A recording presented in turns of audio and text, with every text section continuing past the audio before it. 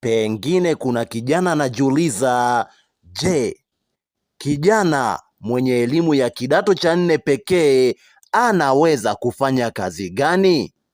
Namba 1 ni jeshini.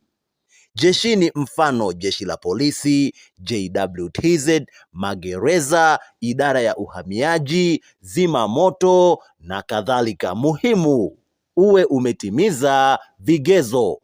Lakini namba 2 ni dereva. Sasa kinachohitajika hapa ni leseni.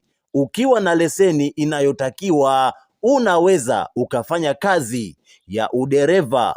Lakini namba 3 ni viwandani. Kwa elimu ya kidato cha 4 unaweza ukaenda ukafanya kazi kiwandani.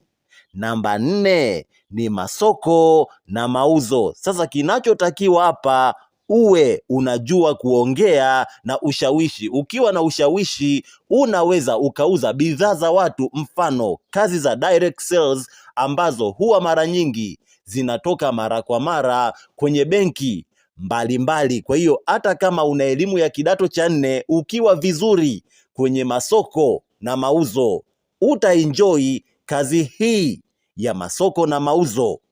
Lakini mwisho ni sheli. Asante sana kunisikiliza. Nikutakie siku njema.